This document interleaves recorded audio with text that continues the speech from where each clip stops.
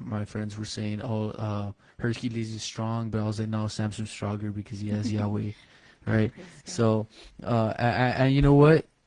For me, it used to just be the slaying the giant or Samson just fighting the Philistines. But then, like now, I looked into it more, and it's like, the strongest man in the world fell in through lust. I'm like, wow, big man, strong man, right? And then seeing David, he's like, oh, this guy killed a giant with by you just using a slingshot, right? And as a strong man, he killed lions and bears. And then how did he fall through lust? And I was like, wow, like these were my childhood heroes, right? So like, uh, uh, later on, they'll always remember those stories. I remember so many stories all the time. I always thought of them.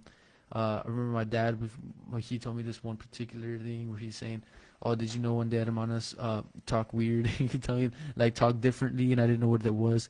I remember always thinking that I would be like, "Why did Hermanas talk like that while praying?" Obviously talking about tongues, and he's like, "You know why the Hermanos talk like that?" I'm like, "Why?" He's like, "Well, because God's putting fire on their through their hair." So I physically imagine fire through their head, right? And I was like, "Oh, that's pretty cool." It's like I thought of like superheroes, right? My dad would always make things really cool. Um, he'd tell me cool stories about people getting healed and Sansom and all like these legends of the Bible and it made me really like the Bible. I was like, whoa, this is cool, you know. So I think it's talking of it more of a story like adventure, have Mhm. them interested. When I was a kid, like everything was so interesting to me.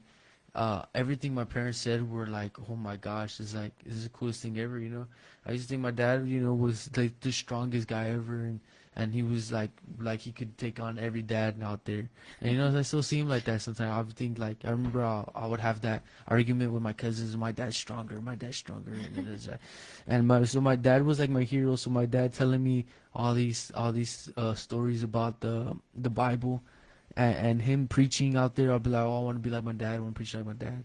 So I would Same. say just setting the example in these stories as young kids, man, Praise God. Amen. it's really powerful.